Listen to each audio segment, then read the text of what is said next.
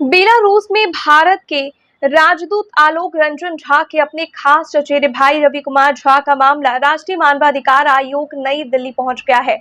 विदित हो कि पूर्वी चंपारण जिले के कुंडवा चैनपुर थाना के तेलहारा कला गांव के निवासी विनोदानंद झा के पुत्र रवि कुमार झा, जो पेशे से इंजीनियर है, जिन्हें चेन्नई के एक कंपनी ने काम के लिए बुलाया था और ट्रेनिंग करवाया। ट्रेनिंग के बाद उन्हें सेल्समैन का काम दिया गया, लेकिन वे उस कंपनी में नौकरी नहीं किए। तब वे अपने घर लौटने के लिए चेन्नई के एक होटल में रुक गए। होटल वालों ने परिजनों को फोन किया और पैसों की मांग की। तब परिजन चेन्नई के उस होटल में पहुंचे जहां उक्त होटल वाले ने रवि के परिजनों से पैसे की उगाही तो कर लिया, लेकिन कोई जानकारी नहीं दी। परिजनों को शंका हुई, तब उन्होंने स्थानीय पुलिस को सूचना दी। स्थानीय पुलिस ने परिजनों को डांट फटकार कर भगा दिया।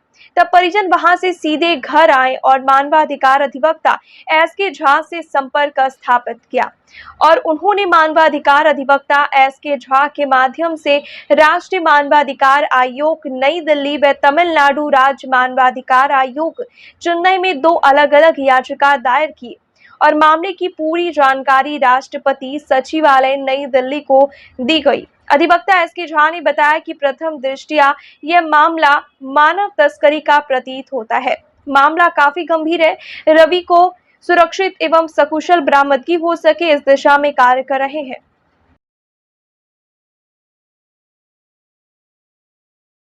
जनवरी में गया रवि कुमार, मतलब अपने काम के लिए इंजीनियरिंग पास है लड़का, चेन्नई गया यहाँ से अपने रोजी रोटी के धुन में, अपने नौकरी के धुन में, लेकिन वहाँ कंपनी में काम किया। उसके बाद ट्रेनिंग में गया। उसके बाद ट्रेनिंग के आने के बाद उसको सेल्समैन में कहा तो नहीं काम किया।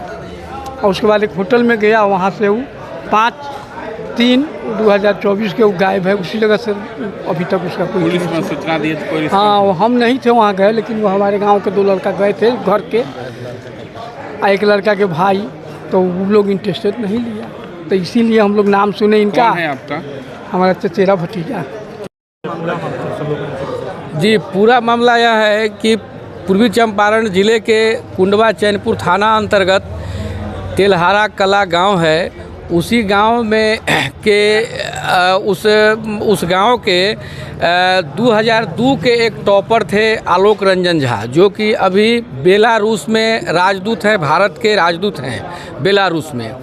उनका अपना खास चचेरा भाई, जो कि इंजीनियरिंग की पढ़ाई करने के पश्चात वो चेन्नई के कंपनी में गए हुए थे। वहाँ पर वे ट्रेनिंग वगैरह किए। कंपनी के द्वारा उनको सेल्समैन का काम दिया गया। उस सेल्समैन का काम नहीं किए, उसको छोड़ दिए।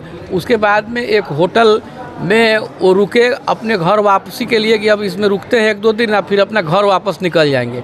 टिकट उनको नहीं मिल रहा था।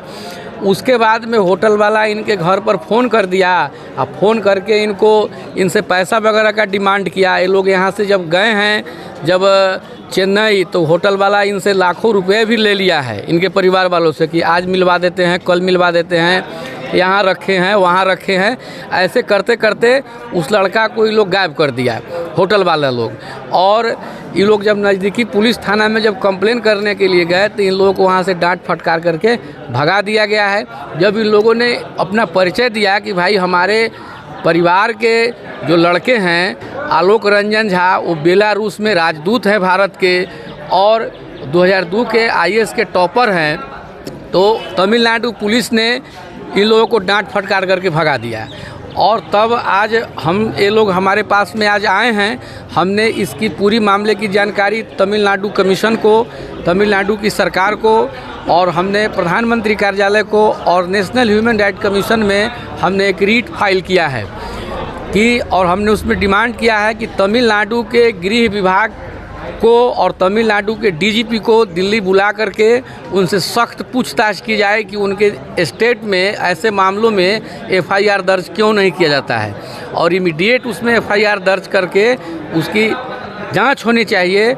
और हम लोगों को पूरा ये शक है कि वह लड़का को उन लोगों ने मानव तस्करी के किसी गिरोह से उसको बेच दिया है, क्योंकि उसका मोबाइल ट्रेस मैंने एकदम बिल्कुल स्विच ऑफ आ रहा है, ऐसा परिजनों का आरोप है। जी, क्या हुआ?